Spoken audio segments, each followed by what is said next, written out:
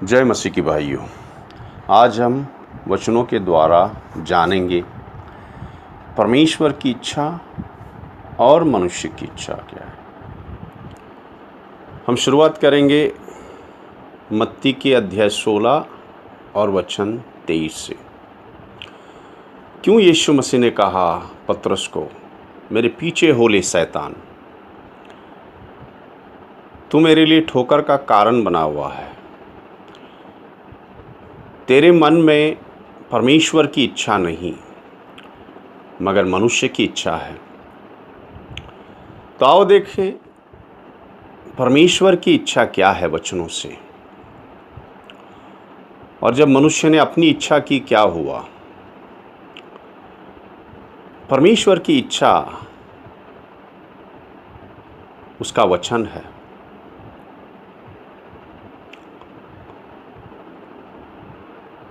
जब बाइबल नहीं था, प्रिंटिंग शुरू नहीं हुआ था, आज तो हमारे पास बहुत सारे बाइबल हैं, बहुत सारे भाषाओं में बाइबल है। मगर जब शुरुआत कलीसिया की हुई तब कोई लिखित बाइबल नहीं था। परमेश्वर अपने प्रेरितों के द्वारा और अपने नबियों के द्वारा, अपने दासों के द्वारा बातें करता था। तो आज परमेश्वर की इच्छा हमारे पास लिखित है बाइबल में, और पवित्र आत्मा के द्वारा भी परमेश्वर बातें करता है। मेरे कहने का मतलब ये है, यीशु के ज़माने में हर एक के पास लिखित बाइबल नहीं थी। अगर किसी को वचन जानना था तो वो मंदिर में जाता और याजक से पूछता। मगर आज हमारे पास, सबके पास, हर एक घर में एक न कहीं बाइबल है। तो ये बाइबल परमेश्वर की इच्छा है, हमने पढ़ना है, जानना है, और परमेश्वर पवित्र आत्मा के द्वारा भी बात करता है। तो परमेश्वर की इच्छा क्या थी आदम के लिए? उसने कहा था, भले और बुरे ज्ञान का वृक्ष से तुम न खाना। आदन के वाटिका में बहुत सारे वृक्ष थे, बहुत सारे, सैकड़ों वृक्ष थे, मगर परमेश्वर ने सिर्फ एक ही वृक्ष से खाने के लिए मना किया। मगर क्या आप जानते हैं, उन दूसरों वृक्षों के बीच में जीवन का वृक्ष भी था। जीवन का वृक्ष परमेश्वर का वृक्ष था। उसका फल खाते आदम तो अनंत काल का जीवन पाते। ये उत्पत्ति के अध्याय 3, 22 से 24 में लिखा है, जीवन का पेड़ या जीवन का वृक्ष।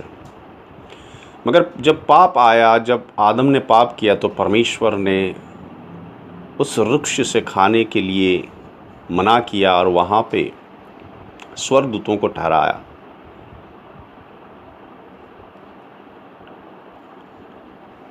मगर सारी सृष्टि में पहला पाप क्या था? सृष्टि में पहला पाप था घमंड, जो एजिकियल के अध्याय 28 में लिखा गया है कि कैसे अभिषेक किया हुआ केरूब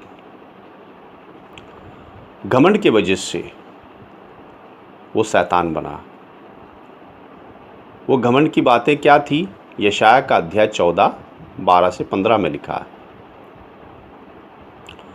मगर घमंड किस बातों में थी उसको? घमंड था उसकी सुंदरता पे, घमंड था उसके बुद्धि पे, और घमंड था जो अधिकार परमेश्वर ने उसको दिया था।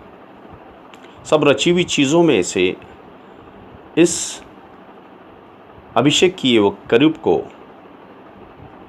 प्रधान बनाया था। मगर घमंड के कारण जब असंतुष्टता आई, उसको जो पदवी दी थी उससे वो आनंदित नहीं था, उसको परमेश्वर बनना था और फिर उसने विरोध किया। याद रखिए, घमंड से आया असंतुष्टता और असंतुष्टता के कारण आया विरोध, और इस विरोध के कारण जो अभिषेक किया वह केरूब स्वर्गदूतों का प्रधान था, शैतान बन गया। और जब वो आदन के वाटिके में आया, यही स्वभाव आदम में लाया जब आदम ने पाप किया। इसीलिए मगर पाप क्या है?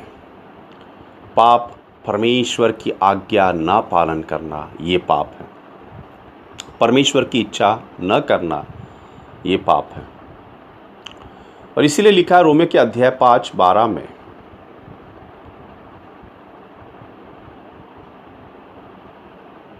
पाप इस संसार में एक मनुष्य के द्वारा आया और इसीलिए सारे मनुष्यों में पाप आया।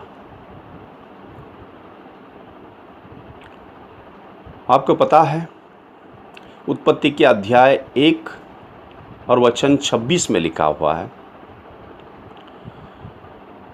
कि आदम को परमेश्वर ने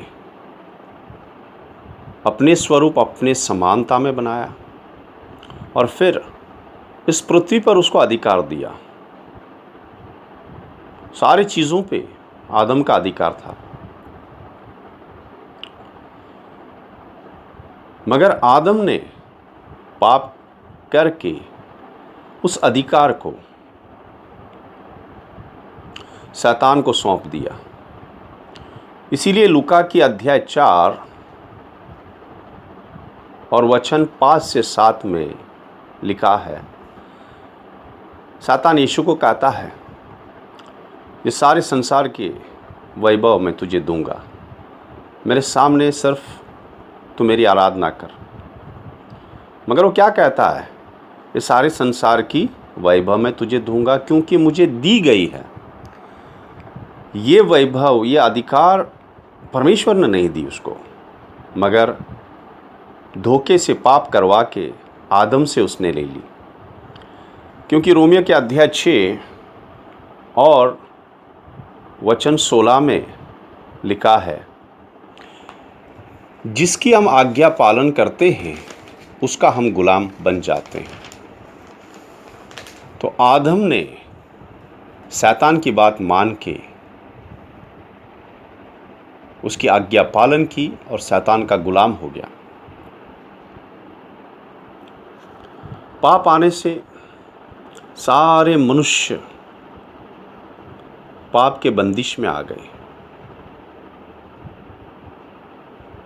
इसलिए परमेश्वर कहता है, कोई भी एक धार्मिक नहीं है, कोई भी एक धार्मिक नहीं है। सारे, भले यहूदी हो या अन्य जाति के, सब में कोई भी धार्मिक नहीं है। और रोमियो के अध्याय 3:23 से कहता है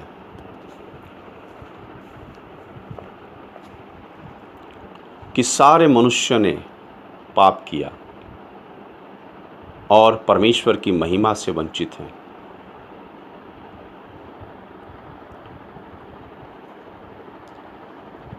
तो जब ऐसा हुआ,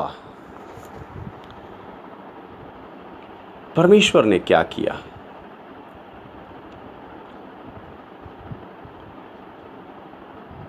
हमारे परमेश्वर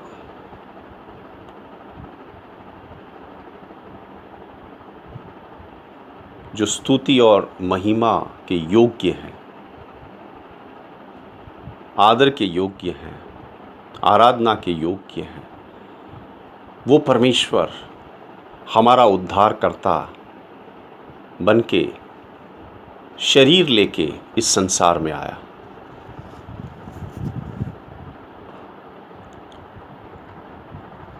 क्योंकि हम शैतान के वंश में थे, शैतान के हाथ में थे। हम में से कोई धार्मिक नहीं था जो शैतान का मुकाबला करता। इसीलिए स्वर्ग से हमारे परमेश्वर, राजाओं के राजा, प्रभुओं के प्रभु उतर आए और उसने सारे संसार का पाप उस क्रूस पे लिया। और यही नहीं, यीशु ने क्रूस पे मर के शैतान के पास जो सामर्थ था,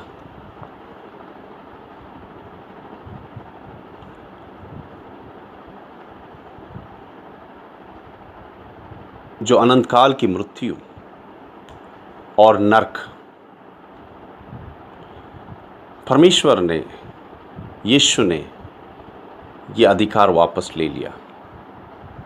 ये इब्रानी के अध्याय 12, 14 और 15 में लिखा है। शैतान को जिस पे सामर्थ था, यीशु मसीह उस मृत्यु के द्वारा जो सामर्थ शैतान के पास था वो वापस ले लिया। और आज यीशु मसीह के पास प्रकाशित वाक्य में लिखा है, मृत्यु और अधोलोक की कुंजी उसके पास है, यीशु के पास है। तो परमेश्वर का प्रेम ऐसा है जो यूहन्ना 3:16 में लिखा है कि पिता ने जगत से ऐसा प्रेम किया कि अपना एक लौता बेटा सारे जगत के लिए कुर्बान कर दिया। ये सिर्फ मसीहों के लिए नहीं है, क्योंकि बहुत सारों को ये गलतफहमी है कि यीशु मसीह सिर्फ मसीहों के लिए नहीं, वो सारे जगत के लिए है। वो सारे जगत का बनाने वाला परमेश्वर है, सारे मनुष्यों को बनाने वाला परमेश्वर है। और यही परमेश्वर हमारा मेमना बन के आया। यूहन्ना का अध्याय 1:29 में लिखा है, यूहन्ना बपतिस्मा देने वाला कहता है, देखो ये परमेश्वर का मेमना जो सारे जगत का पाप लिए जाता है। और परमेश्वर ने न सिर्फ उससे आत्मा की मृत्यु का सामर्थ वापस ले लिया,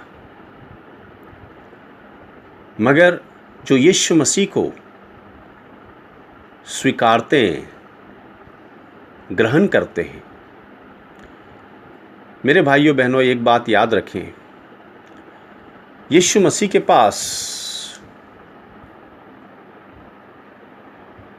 अगर हम सिर्फ उसको ग्रहण करते हैं कोई चंगाई के लिए या आशीष के लिए, या उसने कोई चमत्कार किया हमारे जीवन में, इससे हमारा उद्धार नहीं होता है। मेरे भाइयों बहनों, उद्धार के लिए पश्चाताप करके विश्वास करना पड़ता है। ये ध्यान रखिए। बहुत सारे कलीसियाओं में आज बैठे हैं, कोई आया है विश्वास करके, हाँ परमेश्वर यीशु ने मुझे ये आशीष की या मेरे बीमारी को ये चंगाई दी, मगर उन्होंने सही तरीके से परमेश्वर को ग्रहण नहीं किया, उनके उद्धारकर्ता को, उनके उद्धार के लिए। परमेश्वर का उद्धार तभी हमें मिलता है जब हम आते हैं उसके पास पश्चाताप करके कि हे प्रभु, मैं पापी हूँ, मुझे क्षमा करना, सारे मेरे पापों को क्षमा करना प्रभु। और मैं विश्वास करता हूँ कि आप मेरे पापों के लिए मरे, गाड़े गए और तीसरे दिन जी उठे। अगर हम ऐसे ग्रहण करते हैं तो हमको उद्धार मिलता है, क्योंकि रोमियो के अध्याय 10 और 9 और 10 में ये उद्धार का प्रार्थना लिखा हुआ है। इसलिए मेरे भाइयों बहनों, जांचिए अपने आप को, क्या कलीसिया में आप सिर्फ प्रभु को विश्वास करके आए हैं कि उसने चंगाई दी इसलिए आए हैं, या आशीष की इसलिए आए हैं कि वो उद्धार करता है, उसको ग्रहण करके पश्चाताप करके विश्वास करके आए, तभी आपको अनंत काल का जीवन मिलेगा।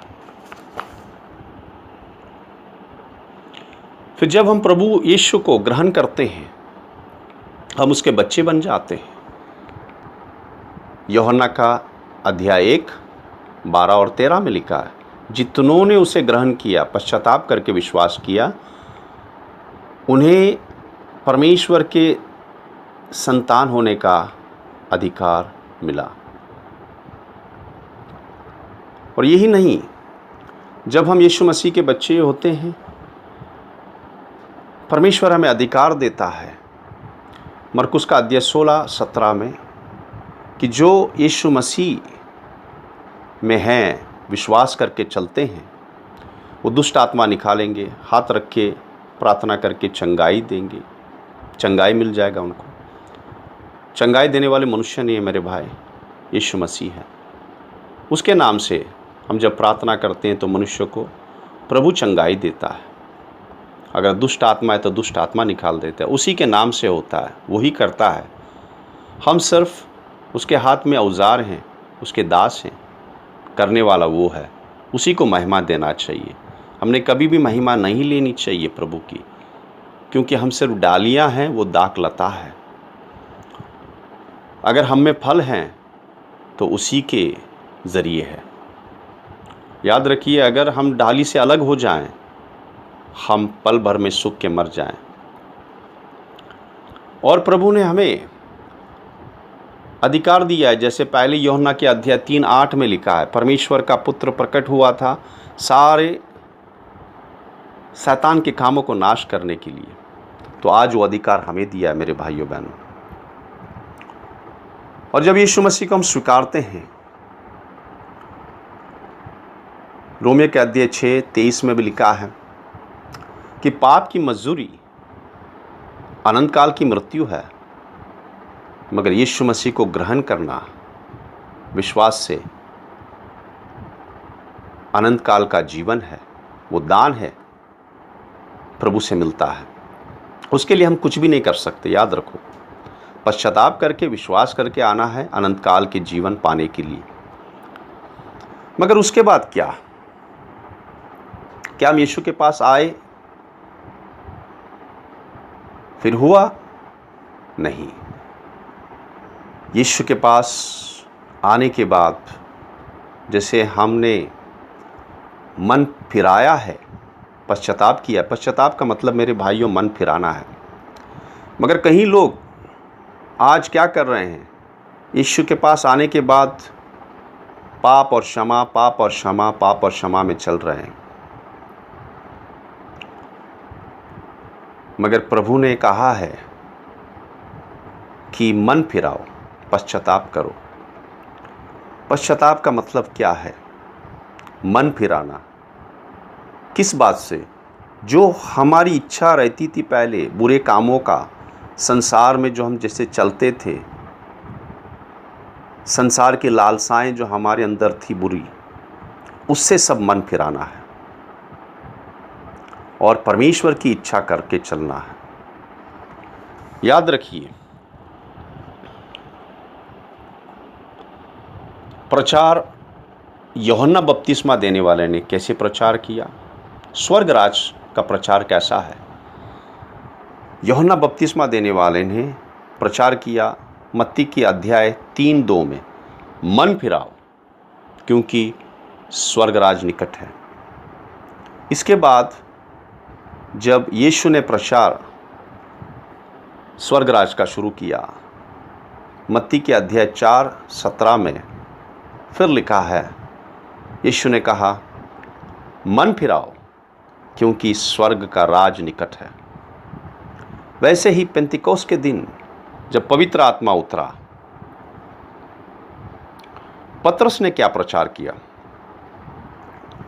प्रेरित के अध्याय 2 और 38 वचन में पढ़ते हैं, पतरस कहता है मन फिराओ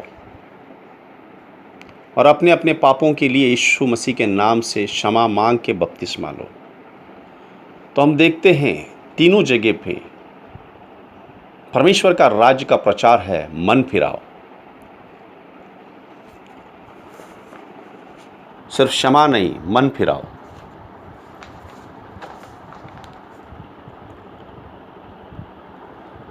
आज कलीसिया में क्या हो रहा है? आज बहुत सारे कलीसियाओं में पश्चाताप और पवित्रता का प्रचार नहीं है।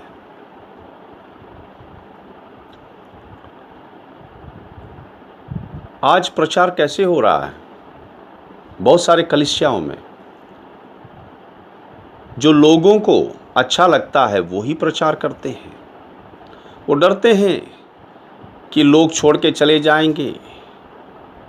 और कौन सा प्रचार करते हैं? जो लोगों को अच्छा लगता है, तुम्हें आशीष मिलेगा, परमेश्वर तुम्हें चाहता है, तुम्हें चंगाई मिलेगी, परमेश्वर तुम्हें धन से आशीष करेगा।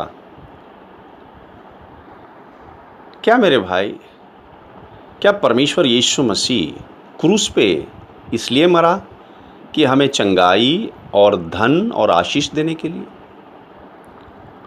क्या हमें अनंत काल का जीवन देने के लिए? गलतियों के अध्याय 1:10 में पौलुस कहता है,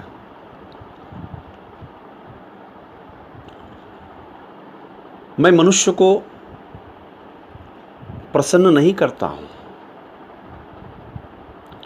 मगर जो सत्य है परमेश्वर का वो कहता हूं, क्योंकि अगर मैं मनुष्य को खुश करने लगूं तो मैं परमेश्वर का दास सेवक नहीं हो सकता।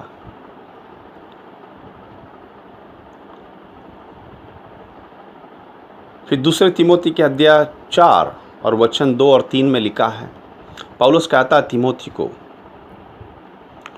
प्रचार कर सत्य का, जो परमेश्वर का वचन है, पूरी तरह से, क्योंकि वक्त आएगा जब कलीसिया में लोगों को सत्य का प्रचार अच्छा नहीं लगेगा।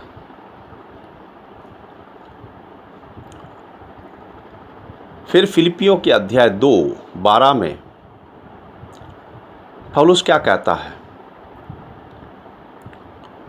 पौलुस कहता है, रोज धार्मिक के काम में चलो, परमेश्वर के भय में।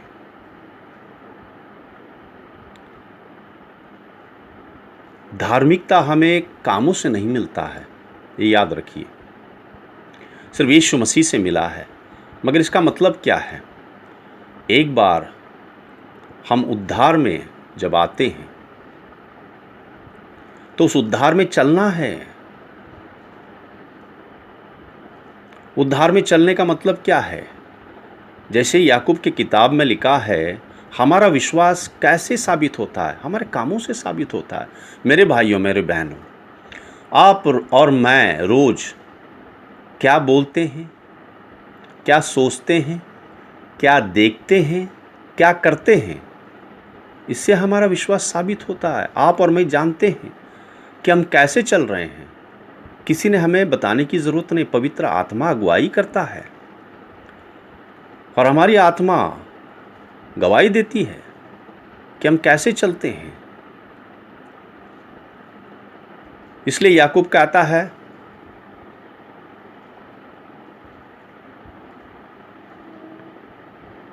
कि कामों के बिना विश्वास मृतक है, मरा हुआ है। सिर्फ हम विश्वास कहें और उसमें न चलें, कोई लाभ नहीं मेरे भाई। जैसे हम देखते हैं कि अब्राहम को जब परमेश्वर ने कहा इसहाक की बलि देने के लिए, क्या उसने कहा सिर्फ धन्यवाद प्रभु और बैठ गया? कि उसका विश्वास का काम ऐसे साबित हुआ कि वो अपने बेटे को लेके गया और वेदी पे चढ़ाया। उसके कामों से साबित हुआ कि वो परमेश्वर पे विश्वास करता है, उसकी बातों पे विश्वास करता है। और एक बड़ा खतरा है मेरे भाइयों बहनों, आज कलीसिया में ये प्रचार हो रहा है कि जो प्रभु में आए हैं एक बार, उनका उद्धार हो नहीं सकते। ये सबसे बड़ा झूठ है शैतान का। क्या हम यीशु में आके कैसे भी चलें तो हम अनंत काल के जीवन में जा सकते हैं? ये शैतान का बड़ा झूठ है। अगर उद्धार में आए हैं, जब उद्धार में आए हैं तो उद्धार में बने रहना है, उसकी आज्ञा पालन करके चलना है, तभी तो उद्धारता में हम बने रहते हैं, तभी हम उसके यीशु में हम बने रहते हैं।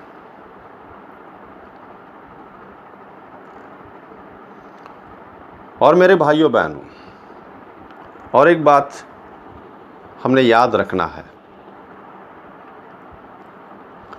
हमारा जीवन कैसा है हमने जांचना है। क्या होता है आज कलीसिया में, बहुत सारे एक दूसरे को जांच रहे हैं मगर अपने आप को नहीं जांच रहे हैं। वो दूसरों को देख रहे हैं कि दूसरा क्या कर रहा है, कैसे चल रहा है। मेरे भाइयों बहनों, परमेश्वर ने हमें दूसरों की न्याय करने के लिए नहीं बुलाया है। न्याय करने वाला एक ही है, वो है परमेश्वर। हमने अपने जीवन का न्याय करना है, जांचना है कि हमारा जीवन कैसा है। याद रखिए, अच्छे कलीसिया में बैठने से हमारा उद्धार नहीं होगा। कोई अच्छे पास्टर हैं, कोई भाई हैं, अच्छी कलीसिया है, उसमें बैठने से हमारा उद्धार नहीं होगा। प्रभु की आज्ञा पालन करके चलने से हम उद्धारता में चलते हैं, हम बच जाएंगे। पास्टर और भाई अच्छे हैं, वो प्रभु का वचन देते हैं, प्रभु का वचन आत्मिक रोटी देते हैं, मगर आज्ञा पालन करना हमारा काम है, हर एक का। कोई पास्टर या कोई भाई हमारे लिए, हमारे जीवन के लिए वो आज्ञा पालन नहीं कर सकता है। हमने विश्वास में चलना है, हमने प्रभु की आज्ञा पालन करना है स्वयं। जैसे कोई हमारे पेट के लिए खाना नहीं खा सकता है,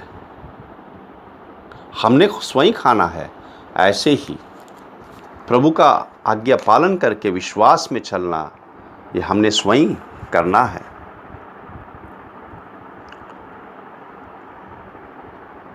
आज कलीसिया में दो प्रकार के लोग हैं।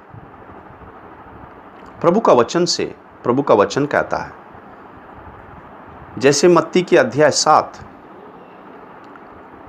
और वचन 13 और 14 में लिखा है, प्रभु दो रास्ते के बारे में बताता है कि बड़ा है एक रास्ता और बहुत सारे लोग उसमें चलते हैं, मगर अंत में विनाश की ओर जाते हैं। मगर दूसरा एक रास्ता है, सकेत है फाटक उसका, और कठिन है रास्ता, और उसमें अनंत काल का जीवन है। मेरे भाइयों, कठिन क्यों है रास्ता? कठिन इसलिए है कि परमेश्वर की आज्ञा पालन करने के लिए हमने अपनी इच्छा को मारना है, और जब अपनी इच्छा को मारने का सवाल आता है वो कठिन है,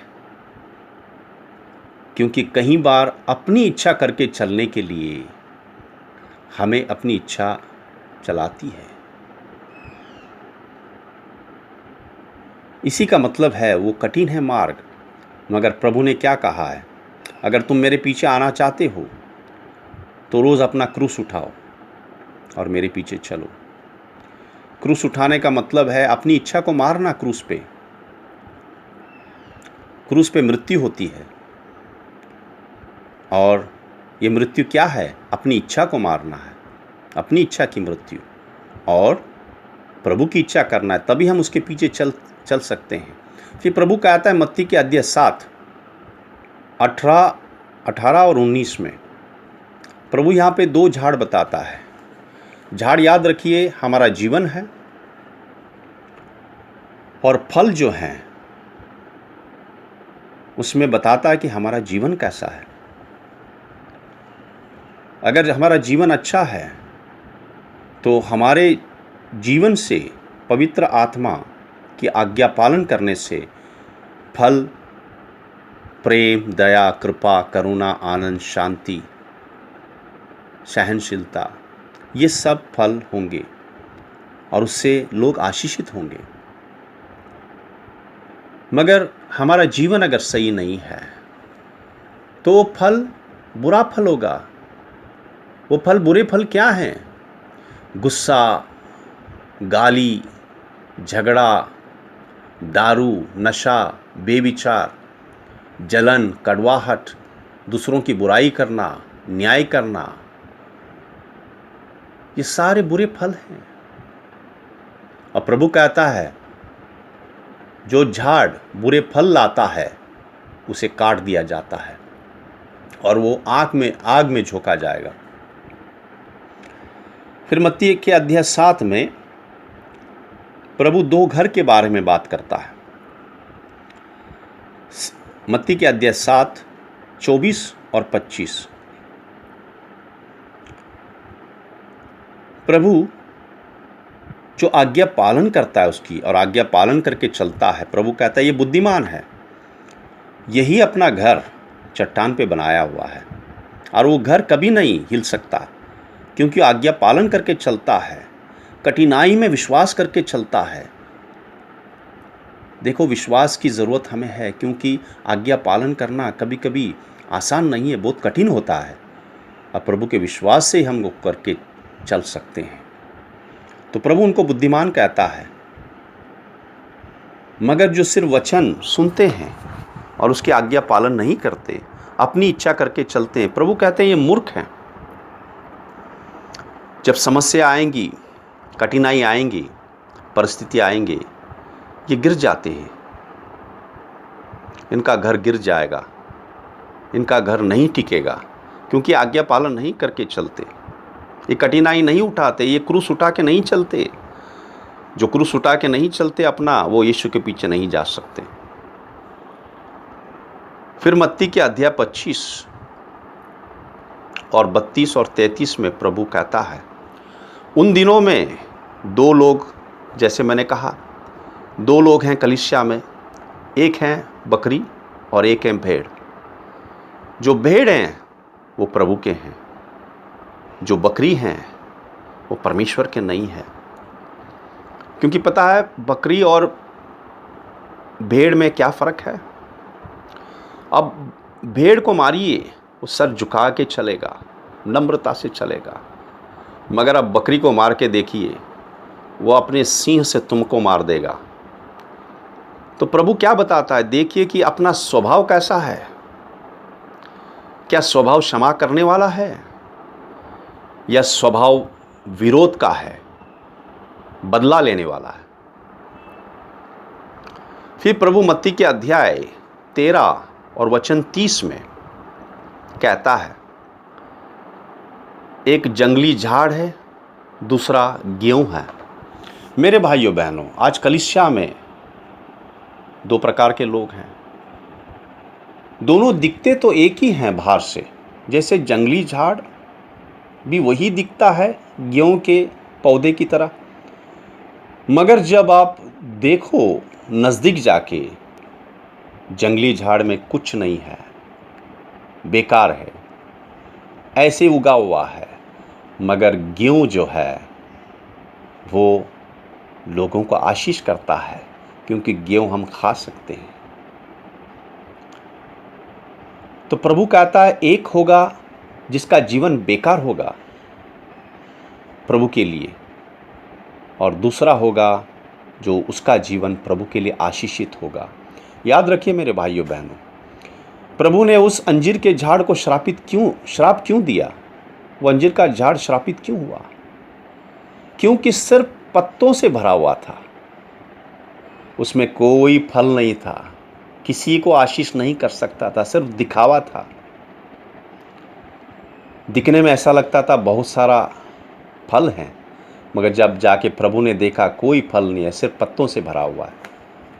तो प्रभु नहीं चाहता कि हमारा जीवन सिर्फ कामों से उलझा रहे, बताने के लिए कि हम कितना कर रहे हैं, मगर अंदर से कोई फल नहीं है। जैसे मार्ता बहुत सारे काम में उलझी थी, मगर मरियम का जीवन कैसा था? वो प्रभु के पैर के पास बैठ के सुन रही थी। जब मार्ता आई शिकायत देने के लिए मरियम का, प्रभु ने मरियम को नहीं, मार्ता को डांटा।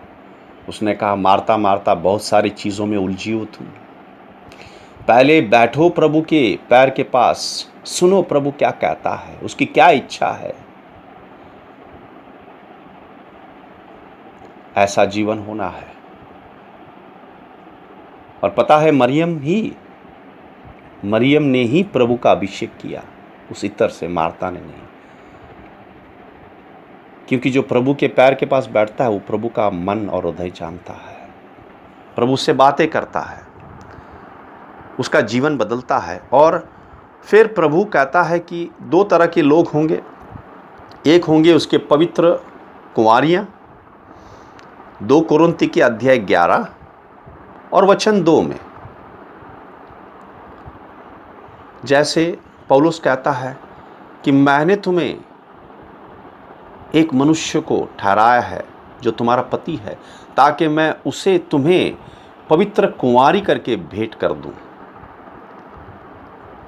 मेरे भाई, सच्चा कलीसिया जो है वो पवित्र कुंवारी है, वो यीशु के लिए तैयार हैं, यीशु के भय में चलते हैं।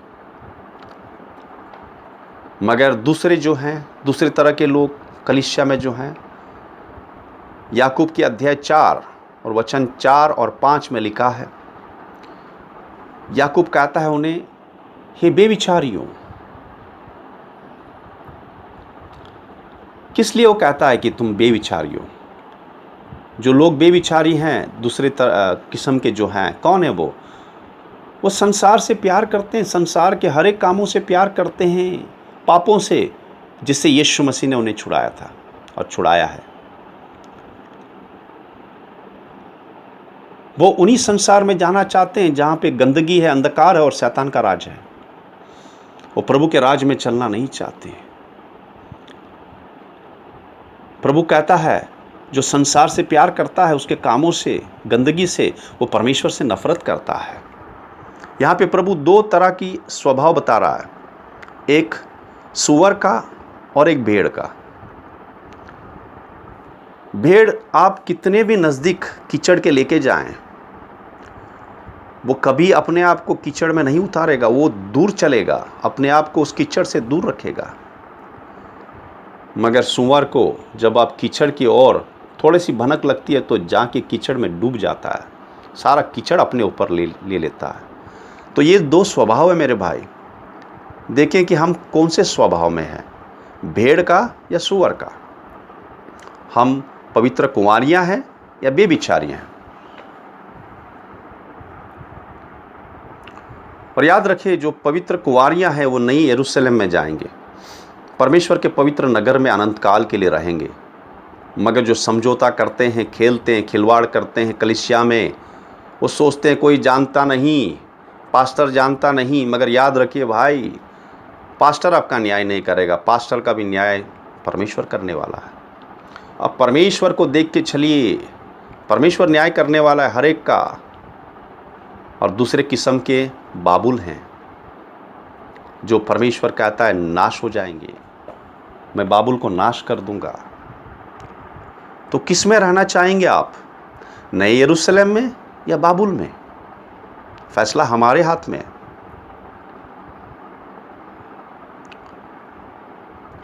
और आखिर में मेरे भाइयों बहनों, जो परमेश्वर की आज्ञा पालन करता है, उसकी इच्छा करता है, देखो प्रभु क्या कहता है उसे। और जो इच्छा पालन नहीं करता है वो कैसा है? देखो यूहन्ना अध्याय 6:38 में हम देखते हैं यीशु क्या कहता है। देखो यीशु का सारा जीवन अगर एक पंक्ति में हम ले सकते हैं, यही एक पंक्ति है। यीशु कहता है कि मैं अपनी इच्छा करने नहीं, मेरे पिता की इच्छा करने आया। मेरे भाइयों बहनों, याद रखिए, प्रभु पूरी तरह से शरीर में थे, पूरी तरह मनुष्य थे, जैसे पूरी तरह परमेश्वर। यीशु के शरीर में भी इच्छाएं थी, मगर उसने कभी पाप नहीं किया, सोच में भी। यीशु पूरी तरह मनुष्य था, वो खाए, सोए, रोए, थके, मगर पूरी तरह परमेश्वर। उसने आराधना ली और पापों को क्षमा किया। ये बताता है कि पूरी तरह वो परमेश्वर है। तो जैसे हम शरीर में हैं, वैसे वो भी शरीर में थे। तो हमें बहाना नहीं है। जैसे वो पवित्र आत्मा में चले, वैसे पवित्र आत्मा हमें भी दिया है प्रभु ने। इसलिए हमें कोई बहाना नहीं है, हम कमज़ोर हैं, हम ऐसे हैं, नहीं चलता है। प्रभु ने हर एक को पवित्र आत्मा दिया है। जो प्रभु को ग्रहण करके, पश्चाताप करके, विश्वास करके आए हैं, हर एक को पवित्र आत्मा मिला है। पवित्र आत्मा अगुवाई करता है। और मेरे भाइयों, याद रखो, उस दिन बहुत सारे ये कहेंगे, मत्ती के अध्याय 7:21, प्रभु कहता है कि हर एक मुझे प्रभु प्रभु कहने वाला स्वर्ग के राज में नहीं जाएगा, मगर जो पिता की इच्छा करता है, जो उसके वचनों का पालन करता है, वही जाएगा। उन दिनों में बहुत सारे आके बोलेंगे कि मैंने दुष्ट आत्मा निकाले प्रभु, मैंने भविष्यवाणी की और मैंने चमत्कार किया आपके नाम से। प्रभु कहेगा, दूर हो जा, मैं नहीं तुम्हें जानता, क्योंकि तुम्हारा जीवन पाप से भरा हुआ था। प्रभु हमें दानों से, हमारी सेवकाई से न्याय नहीं करेगा। मेरे भाइयों बहनों, याद रखिए, प्रभु हमारे जीवन से हमारा न्याय करेगा। इसीलिए पौलुस कहता है कि मैं मेरे बदन को, मेरे शरीर को मैं मारता कुटता हूँ। यानी पौलुस चाबुक लेके नहीं कुटता था अपने शरीर को, मगर वो अपनी इच्छा को मारता था, अपनी इच्छा को मार के चलता था और प्रभु की इच्छा करता था। इसलिए वो कहता है, मैं अपने शरीर को मारता कूटता हूँ, संयम में रखता हूँ, ताकि मैं जब दूसरों को प्रचार करूँ, मैं खुद निकम्मा ना बन जाऊँ। यानी मैं प्रभु का सेवक तो हूँ, मैं प्रचार करता हूँ, प्रभु का काम करता हूँ, मगर अंत में मैं स्वयं निकम्मा होके नरक ना चला जाऊँ। इसलिए मत्ती के अध्याय 10 और 22 में लिखा है, जो अंत तक धीरज धरेगा, जो अंत तक विश्वास में रहेगा। विश्वास किस लिए? रोज़ कठिनाई आती है, रोज़ दो रास्ते आते हैं, या संसार में चलना बड़े रास्ते में, या कठिन रास्ते में चलना, आज्ञा पालन करना, कठिन रास्ते में चलना है मेरे भाइयों। इसलिए लिखा है, जो अंत तक धीरज धरेगा उसी का उद्धार होगा। और अंत में दो इच्छाओं के बारे में हम फिर से देखते हैं। आदम ने अपनी इच्छा की और क्या लाया? सारे संसार में आत्मिक मृत्यु लेके आया, पाप लेके आया। वहीं पे जो हमारा अनंत काल का परमेश्वर शरीर में आए, उसने क्या की? उसने पिता की इच्छा की, पिता की इच्छा करके चले और सारे मनुष्य जाति के लिए अनंत काल का जीवन लाए। मेरे भाइयों,